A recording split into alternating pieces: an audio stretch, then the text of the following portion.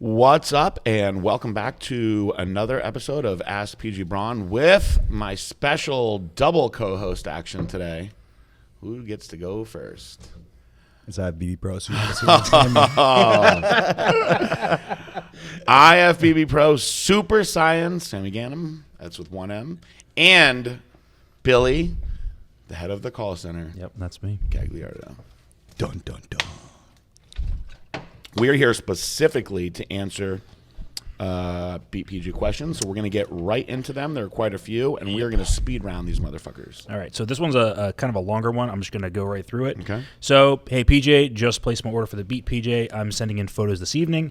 Happy to participate because I've hit a plateau in my transformation. I started off a scrawny guy between 155 and 165, and up to the end of last year, got to 210 pounds. Back down and fluctuate between 185 and 190. I have seen great results from the stack Tim at Natural Body advises me to take. I've become much more vascular and lost body fat in my arms, chest, and legs. I just have this stomach fat that I just can't seem to shake. My normal stack includes double brutal force and methaquad. I'm halfway through the first 4 weeks. I know there's no such thing as spot reduction in fat. What should my supplement diet and exercise routine look like? But he didn't submit his diet? No, he didn't. So without knowing anything about what you're eating, I would attack the nutrition first.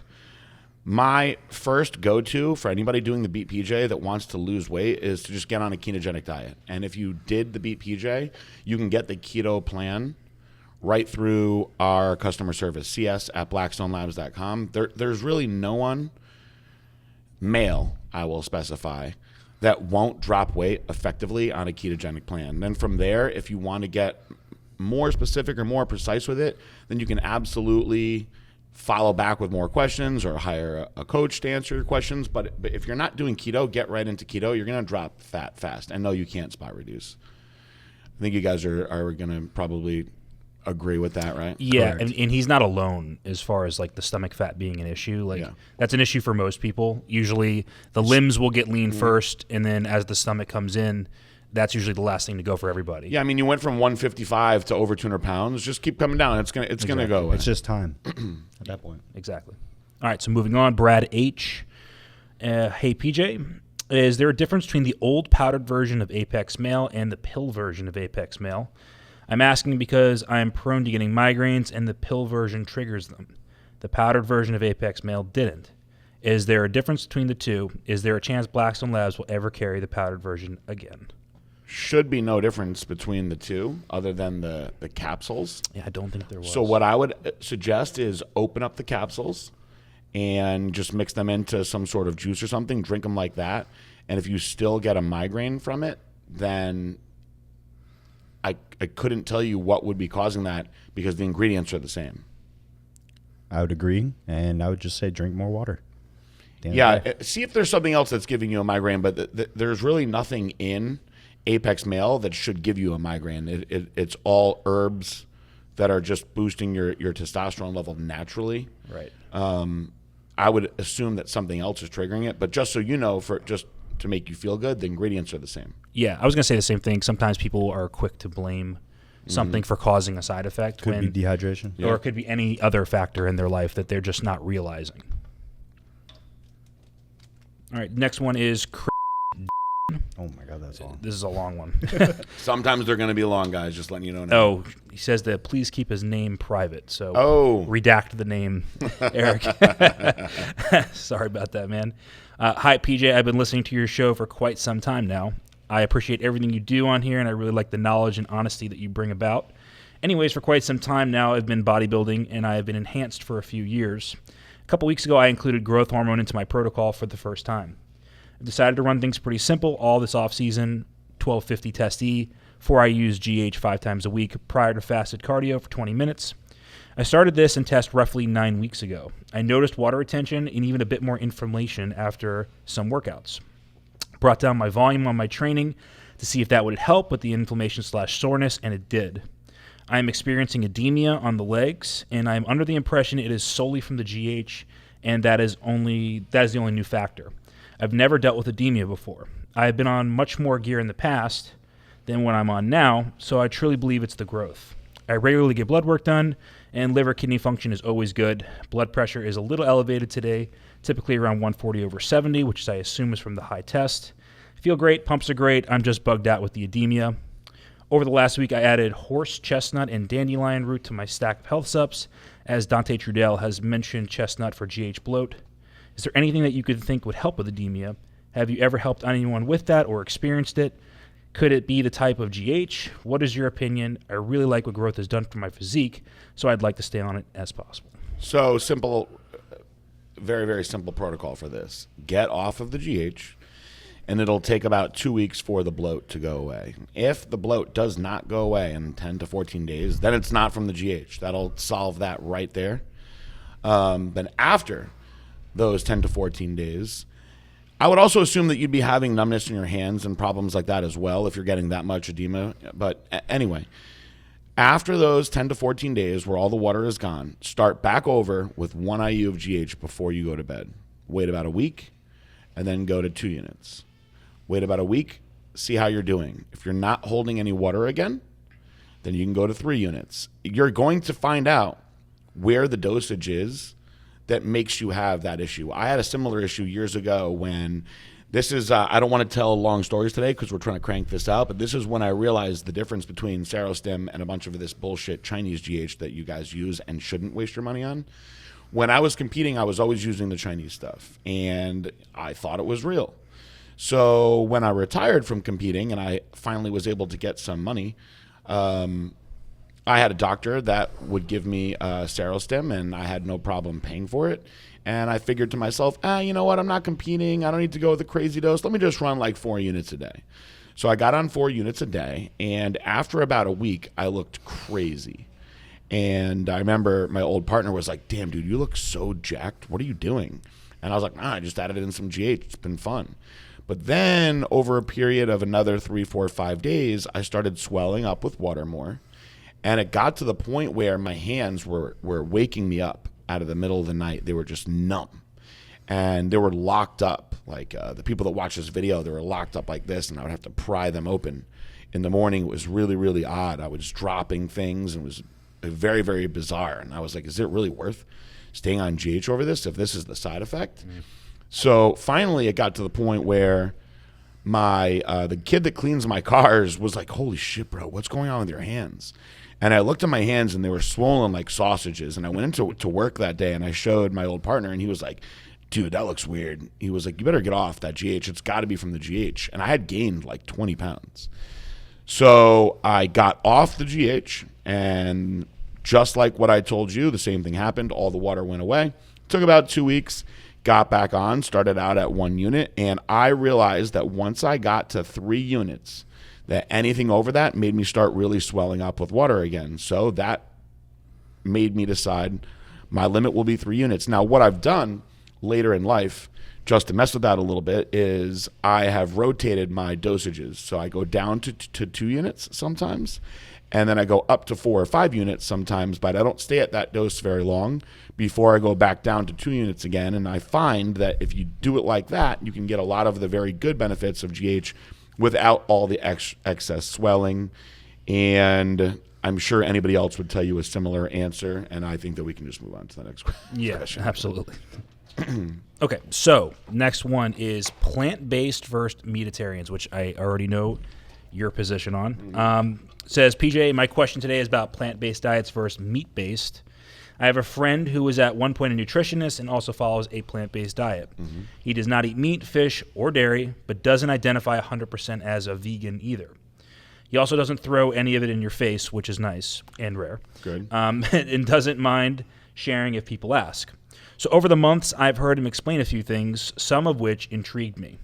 Recently, he mentioned that for the meat-based / cheese-based protein, your body can only absorb 50% of what you consume. The rest is going to waste. And that for plant-based proteins, your body can absorb a lot more of it. I have looked into the pros and cons of eating certain meats as well as plant-based or vegan diets. And for all the supposed pros to plant-based diets, I also see that excluding meats altogether deprives your body of certain nutrients that can't be found anywhere else naturally. Personally, I feel that moderation is best, as well as focusing on a large portion of your diets on healthier foods, but not excluding anything completely. At the same time, I'm curious if I should give a plant-based supplement a try just to compare to what I'm used to. Loyal Blackstone Labs customer here, and recently picked up some of the Beat PJ 2020 stacks from Alex Kaplan, so don't worry about the business, but just curious what your thoughts are from a bodybuilder's perspective. Are there any successful bodybuilders out there who follow plant-based diets and supplements routines to your knowledge? Jonathan Azari, I think, might still be. He's not. No, he's not anymore? Okay, so probably makes John sense because he looks jacked again. No, he's not. All right, so outside of that, then no. There was a guy, I think Kiyoshi Modi, that was, I believe, vegan back in the day.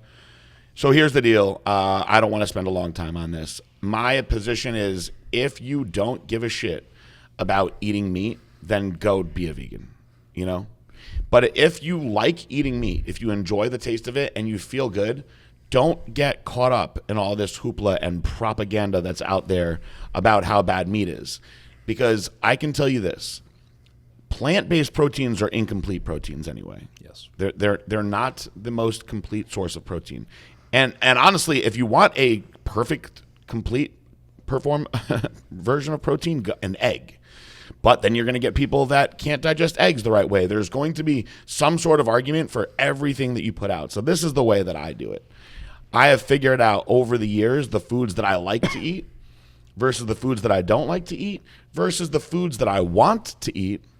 And I base it all around that. I actually like to eat fish. I digest it pretty easily, so I eat mostly fish. I fucking love rice. I could have been a sumo wrestler. I could eat bowls and bowls of rice. Makes my life pretty easy. I either eat fish and rice or fucking chicken and rice. Pretty simple. Doesn't cause me any problems. Yep. However, I also love cheese. And humans probably shouldn't have that much dairy. And when I have too much cheese, it fucks up my stomach. But you know what? I like cheese, so I'm going to leave it in. Now, I don't really care that much for vegetables. However, I know that they're extremely beneficial, so I include green vegetables in my meals. I eat a lot of Brussels sprouts, certain other random greens like spinach. I like asparagus a lot, even though you're going to get far less nutrition out of that. That's the way I like to do it. There are books on the carnivore diet, which if I was going to pick one over the other, give me that one all day over the fucking vegan diet. I think that if your position, this is how I feel about it. If your position is that you can't eat meat because you love animals so much, that's a moral thing, and I'm totally okay with that. Yep. I have no issue with that at all. Yeah, I agree. If you don't care about eating the animals, then I will tell you that a balanced nutrition that's based around eating animals like we're designed to do is far better for you overall. I totally agree. I think a lot of like the vegan videos that have come out, a lot of them have proved that vegetables are healthy. Yeah. Which I don't think has ever been disputed by anybody. No, never. Ever. Eat your fucking vegetables. Exactly. So I've yet to really see one that indefinitely says that meat is bad. They always do a great job of showing how healthy vegetables are, which is great, but I've never seen the opposite side of it. The one thing I think that's really weird with the vegan-based diets, they're basing it off of less inflammation, all this other bullshit. Mm-hmm. And in my opinion, it's not about, someone could have inflammation from if they're fucking bulking or anything like that. But at the end of the day, if you're eating in moderation, you're eating frequently throughout the day, you're not going to see inflammation. If you're keeping the same foods in that work well with your body, why change it? Also, I'm going to leave one thing in. With a vegan-based diet as a bodybuilder, you're not going to build the kind of density you're going to get from having meat in your diet. No way. My wife, for instance, my wife's a vegan now. Do I advocate it? Not really. I don't care. Does she try to slip? It's her choice. Yeah, it's her choice. Exactly. She chooses it. I'm not going to eat tofu. I'm not going to eat whatever Gardein, like every weird thing that goes on. The Beyond Meat. I don't have a problem with it, but I'm going to still eat steak, chicken, fish, everything like that because that works for my body, and I know I won't look nearly as good if I switch to a plant-based. And I don't know about anybody else, but I've gone through kicks where I've eaten a lot of vegetables, and it fucks my stomach up. Bad. It's just a lot of fiber that's hard to process. There's certain things that people can't eat. Look, I like Brussels sprouts. A lot of people think Brussels sprouts suck. Dude, they're horrible. Dude, if I eat too many Brussels sprouts, I'm farting like crazy. When you bite into those, dude, and they're cooked wrong, Like that, like sour taste. I don't know if you guys ever had that. Of course. It's disgusting. with Brussels It's very simple to make how good you eat Brussels those. sprouts. You just cover them with bacon. No one could get away with certain things that you could do. Anyway, that's enough, I think, Yeah. on that one. All right, so let's move on. Brandon Rash. Okay, nowhere says he didn't want his name included. B-Rash. B-Rash, yep. PJ and guest. First, PJ, thanks for everything you do. The Legion has been great for myself and my fitness. I have also helped so many people in my community with their fitness goals and couldn't have done it without Blackstone Labs behind me. My question is 30 too late to get on stage? I have never until recently had an interest in doing a show. I have always, more or less, been a trainer and helped people, and that has been my enjoyment. I have always just lifted just to lift. I also have thought that if I was preparing for a show, then lifting would become almost a job, and it wouldn't be as enjoyable. As always, any thoughts you and your guest have would be awesome. What do you think, Sammy? Well, I wouldn't call switching to bodybuilding a job. You should treat it as a hobby. Yes. In my opinion. I'm also 30, so I'm a little offended that he thinks that's too late. Bob Ciccarello did not turn pro in bodybuilding until he was 40 years old. Billy's 40. And then he actually started a great career because of that, and he MCs all the shows now. That's awesome. He was somebody that just did not fucking give up. Shout out to Bob if somebody tells him that I'm saying all this. And now he does a lot for the IFBB. He became the athlete's rep at one point, all after 40 years old, and he just didn't give up. I mean, I think most people agree, too, that, 30s is supposed to be, your prime. Right? Yeah, it is. You will hit your prime in your 30s. Yeah. I retired very young. I told my parents that I was going to try as hard as I could to be best in the world by the time I was 30, and if I wasn't, I'd put all that same effort into running a business, and I stuck to my word, and I did it. Sometimes I think maybe I retired too young, but I had also really beat the shit out of my body, and I honestly was just really, really, really, really wanting to start Blackstone Labs, and I'm glad, minus all the FDA stuff, that I did. So the decision is going to be different for everybody. I mean, think about Masters Nationals. That's the largest show of the year. Yeah. You can still get your pro card. Thousands of people show up. My at body Masters is too Nationals. fucked up. At the end of the day, don't this guy, what's his name again? B-Rash. B-Rash. B-Rash. Yep. Dude, don't think of it as a job. Have fun with it. It's a process. Yeah. You're building something. If you think of it as a job, it makes it a lot harder. Makes it Absolutely. boring, and then you're just going to want to give up. Absolutely. All right, so this is a short one, thank God. What is the difference between SSTGH and growth? Humongous difference. Massive So difference. growth is a sleep aid that will put you into deep REM sleep, and in theory, you will release more growth hormone because of that. The SSTGH actually will make your pituitary gland pulse out more growth hormone, so it's considerably stronger. It's like comparing a motorcycle to a tricycle. It's like comparing also MK677 and real growth hormone. But the difference is they're both, because MK677, you're actually getting pulses of growth hormone through your pituitary, similar, but what's cool about the SSTGH, no water retention, and it doesn't activate ghrelin. So if you're trying to get leaner but want better sleep, you're going to get a better I sleep like a synergistic effect. tank on that Yeah, SSTGH. it's very potent. I fucking love it. You could take them together. It's just they're extremely different in that sense. Right. All right, so this one is from Marina. Reverse Diet. Hey guys, love your podcast and your sups, but most of all your brand and fitness inspiration. Question. Oh, this was for Abcheck. I guess we could do it. How do you reverse diet from shows, nutrition and cardio wise? Question for PJ. What is in your opinion best for a natural female athlete? Bikini, off season, trying to grow muscle but not get fat. Cheat meals or refeeds? So apologies for missing the Abchick question somehow a while ago. Yeah. Reverse dieting needs to be done very carefully, and it needs to. This is going to be a somewhat vague answer, but I need to know a lot more details. But a reverse diet needs to be done designed around the diet that you are currently on. So you've got to back your way out in a similar way that you came down. And I don't know enough about what you were doing, but the way that I like to explain it to people is, you start out at this high point with a lower amount of cardio, and you progress down to lower food, more cardio, more supplements, and then you absolutely cannot just stop. So you've got to back out the supplements at a slow rate. You've got to back down the cardio at a slow rate, and you've got to increase the food at a slow rate, and you should increase the food using the same foods that you're already eating. That's the ideal way to do it. What was the other question? It said asked whether whether you would include refeeds or cheats for the reverse. Honestly, everyone is different. Yeah. You can do them either way. Some people psychologically really want cheat meals bad. And I think there's some people psychologically cannot handle cheat meals. Absolutely. You give them one cookie and they lose their fucking minds. They can't handle it. And I'll tell you this, there are certain people that can't handle refeeds. Steph Mahoy could not handle refeeds. She would just tell me, like, I feel so crappy eating all these carbs. Like, I don't like it. I'd rather just eat a burger and then just know that was what I ate and get back to it. So with her, we didn't do refeeds. So, in the end, you have to look at what the difference in calories is going to be. Yeah. So if you structure a refeed where you're not eating as many calories as a cheat meal, or vice versa, then it's going to affect you a lot differently. Plus, of course, when you're having numerous meals with carbs throughout the day, your pancreas is releasing insulin over and over again versus the one time during the cheat meal. So there's both ways work. It's just a matter of what you're doing. There's also one way, since she's obviously reverse dieting, getting back to her baseline diet, she could just add calories on top of that where she's eating a good amount of caloric surplus.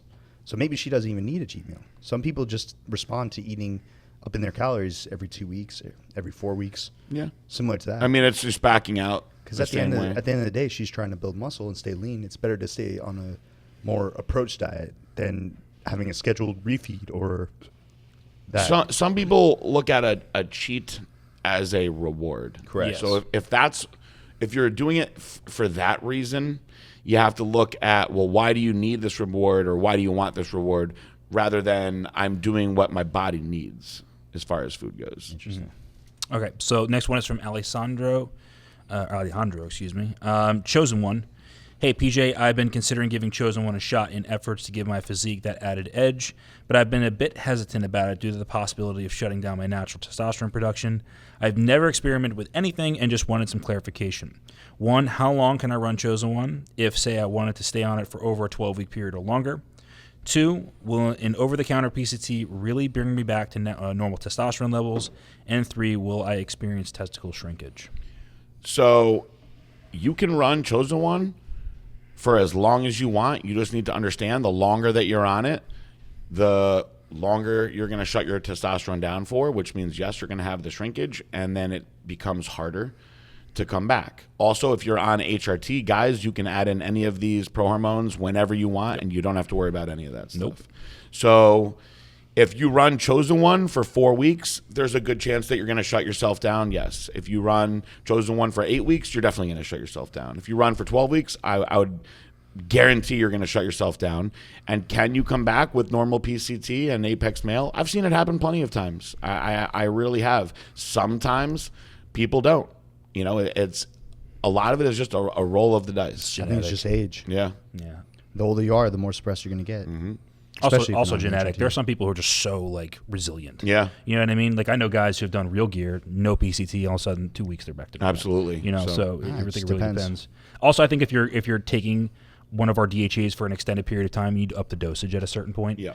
Your body just gets so adjusted to the compound that if you don't increase the dosage after, like, I'd say 8 weeks or so, you're not going to notice much You're just gonna more maintain, benefit. basically. Exactly. And you are relying on it at that point. So there's no way to think that you wouldn't suppress yourself. And at the end of the day, if you're not running, if you're going to want to take Chosen One for that long, I would honestly advise, because I lost the bet, which sucks, but I would honestly advise taking a test base, which is our Brutal Force, Converse Forage. It's like taking testosterone. I've obviously had a lower milligram, but you're still keeping some elevation there. You're not going to feel great on just Chosen One for a long time. No, not at all.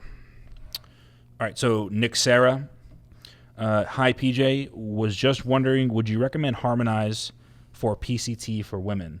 Or just have them take PCT5, Nova, or Clomid? Or do Harmonize with any of the PCT mentioned above? Depends on what they were doing, but women don't need PCT the same way that men do. So my advice is just have them on Harmonize no matter what. Whether they're on Anavar, whether they're on abnormal, whether they're on testosterone, regardless, put them on Harmonize no matter what and just leave them on. Got it. Interesting. All right, next one is from Bosman. Halo Elite and pre/post-workout meal. Yo, boss, when I take Halo Elite, it makes my skin very tight, like a pump, but more uncomfortable. I normally take 3 to 6 pills with pre-workout every day, roughly 20 to 30 minutes before the gym. What can I change to not make this reaction happen? Also, what is best to eat pre- and post-workout meals? I mean, you're getting a pump, dude. Yeah, That's a it pump. sounds like you're just getting a really That's good like the pump. point of the product, You're isn't getting it? a skin-splitting pump. That's the benefit of it. You're breaking down muscle fibers. That's and what I love repairing. about it. Yeah, me too. I don't know how to answer that other than don't take the Halo Elite and see if you like how you feel more without it. Right. You know? And I think for the pre- and post-workout meals, it's too broad of a question. We don't know what the diet is, what the goal is. Yep. If you want a softer pump, just stop Halo Elite. Yeah. Yeah. Plain and simple. Don't mean to sound like a dick, by the way. Yeah, No, me I mean, neither, it but is. that's what I like about it. Yeah. I love that feeling. Nick pre- Sarah again. So T3 dosing for contest prep. Was wondering how you recommend using T3. I recall you mentioning tapering up and tapering down while on prep in previous episodes. So there's a lot that I need to know about what you're doing to really accurately answer that, but I don't like to put T3 in until you're at least 8 weeks out. Some people I don't use T3 at all. At all. Some people I use for the last month, but let's just say I was going to start it at 8 weeks out. I'd start you at 25 micrograms, and I'd leave you there for a couple weeks. And the way that I increase it is usually 12.5 mcgs. So you'd be going, 25 to 37.5, seeing how you feel there. I really don't like going higher than 50 mcgs. I've talked to people that have gone way higher than that. I think if you're eating a shitload of food and you need to do that, you can. But you really need to know what you're doing with T3 to make it work the right way. I do feel that T3 is far more effective than most other things. It's far more effective than Clen when you utilize it the right way. It just can also be ineffective and, in fact, dangerous when you don't use it the right way. So without knowing what you're doing, it's just hard to give you a true answer to that question. Yeah. I would say the same thing. You have to watch progress with a person. I will say that for 99% of my women, I've never used T3. I mean, personally, me, I've used T3, but I've not gone over 12.5. I love T3, by the way. I mean, I actually have to take it every day. I love actually T3. have a low thyroid medically. So for me, taking 25 micrograms of T3 on my blood work comes back perfect. I come back like a normal human being. Mm-hmm. So once again, you have 3 different people with 3 totally different scenarios. So you have to watch. You have to know the person individually in order to start doing something. It's individual basis on each part, because you can have one guy that's one fat tub of shit 16 weeks out. Shit, in my opinion, I'd start him at 12.5 all the way till 8 weeks and then bump it up to 25 micrograms. But I wouldn't go any higher than that, in my opinion. We can crank out a few more questions. Hey, Javier. Hey, PJ, hope your Christmas and New Year's were badass. I've got a couple things I'd like to ask you. Appreciate your feedback over my doctors and a lot of stuff. Anyways, what's your take on high cholesterol? Most meats, lean or not, have cholesterol, and I was recently diagnosed with high cholesterol. Can you also go into how it affects the heart and any remedies you know of other than meds on how to lower it? Also, can you go into detail on how your Cialis regimen works for you? So as far as your cholesterol, tell you what, just email me your blood work, and I will go over it in that one in personal detail with you, because there's a lot you can do for that. As far as my Cialis protocol, most people are great with 5 milligrams before bed every night. You'll do fantastic with it. Just make sure you've eaten enough food. You won't get any of the downside effects. You can do 10 milligrams. I have absolutely done 10 milligrams. Sometimes I do 10 milligrams every other night, but I like to be consistent, either 5, 10 milligrams at night. That's a lower dose. That's a daily use dose, and you can do that literally forever. I don't like using it earlier in the day because it can drop your blood pressure too low, especially if you're working out, especially if you're using capillary restrictors or vasodilators to the gym. It's just too much thrown at you at once. But doing it like that at night, you will get the benefits of the sexual side of it, you will get the blood flow side of it, and you'll also get the prostate side of it. So it's very beneficial that way. One thing I'll say about cholesterol is just keep your cardio in year-round.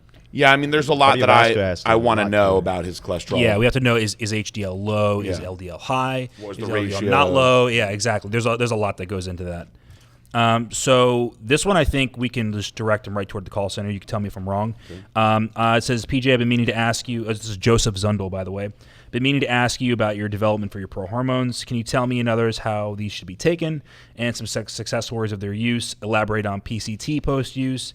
I intended to try them, but wanted to get your depth in discussion about them first. Yeah, call the call center. These guys are experts. Exactly. They've all been trained by me, and I've been trained by Jared Wheat. So we have the guy that designed the products himself for the world, teaching us how to do them. So those guys are experts. Right. I would ask them. Right. We talk about it all day in Yep. there. So, I mean, we can either get into more depth about your personal They can write situation. you also a custom protocol. Exactly. To figure out exactly what's going to work best for you as an individual. 100%. Okay, so please keep the name anonymous. So, okay, this is anonymous. Hey, PJ, finally catching up on your podcast and noticed the new host. Have to say I like them both. Would be happy with Sami or Billy. Wow. Shut the Wow, Sami first. I like this guy. I'm Come sorry I on. can't say his name. Granted, I'd be nervous as hell in their seat, but I wanted to weigh in that if I had to choose, I'd like to see Billy as the full-time. I like you, bro. I like this guy. I knew why that's. I like this guy. He's just a down-to-earth vibe, seems know what? comfortable, and was Unfollow very me. knowledgeable. I'm joking. Hilarious. If you follow me.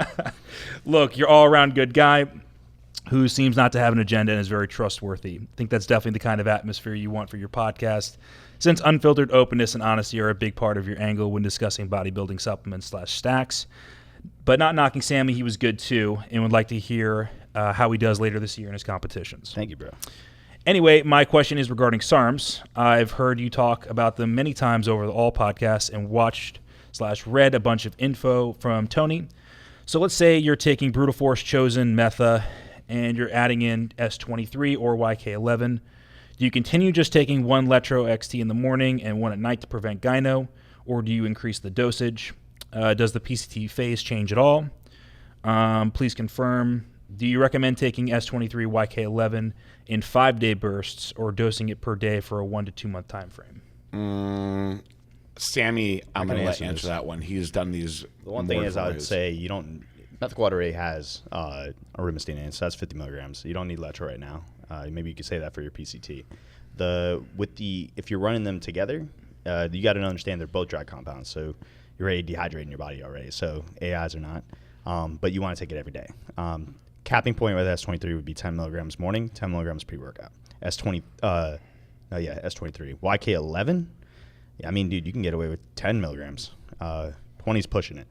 But if they're in 5, 15, and spread it throughout the day. YK, they say 11 hours. I would say it's a little shorter than that, like 6 to 8, in my opinion. So best case scenario, 5 milligrams morning, 5 milligrams pre-workout.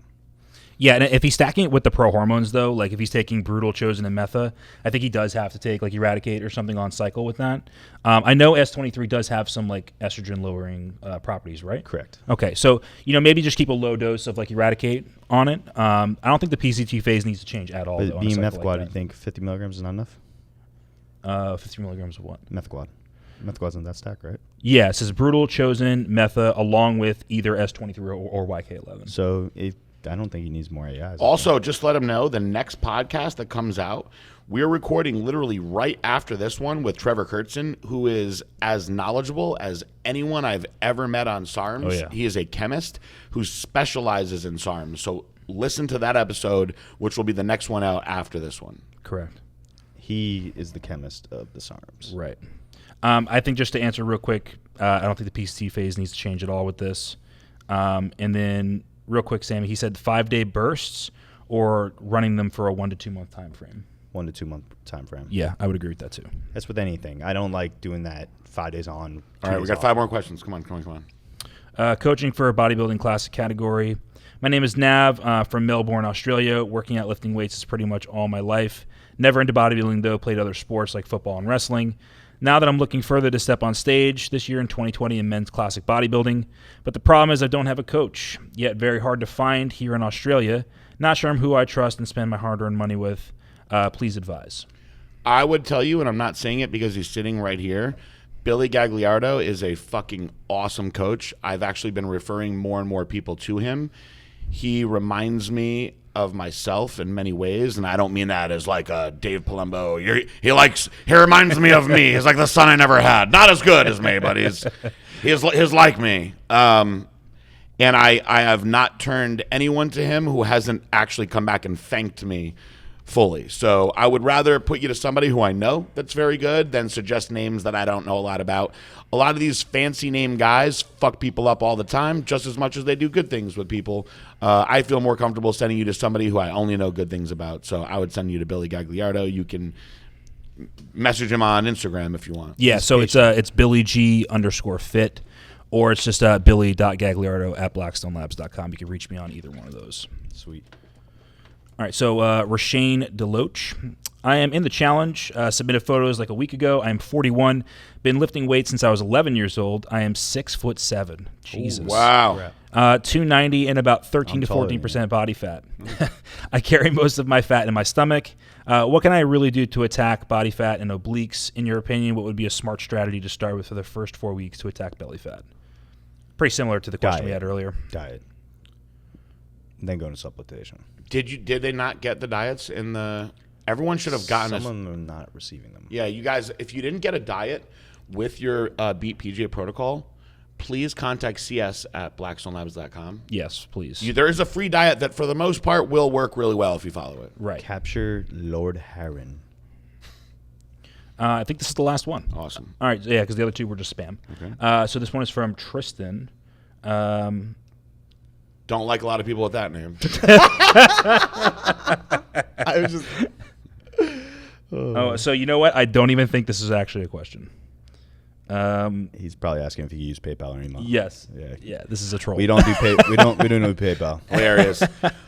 Very good questions, guys. Remember, we are here to coach you with all of your Beat PJ stuff. Please keep sending them in. You still have the rest of January to get into this thing.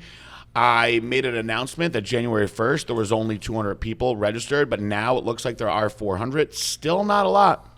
Still not a lot for that $10,000 spot. So I would get in, and there's a lot of prizes. $10,000 and a one lot more dollar. of prizes at stake. Plus, you get the chance to better your life, to better your future, to add years to your life, to change your, not just your quality of your life, but make yourself a lot healthier. It's a good, fun process. It's my favorite thing that we do all year, and the stacks are all discounted. So get in the BPJ. It's a fun time. We'll keep answering all your questions in here. And now we're going to move right into another podcast. So we're going to say goodbye. Please listen to the next podcast with Trevor Kurtzen. If you guys want to know about SARMs, it's all SARMs. And we're recording that one now for Sammy and Billy. I am PJ. You know my last name. Peace out. Bye. Peace out. Bye.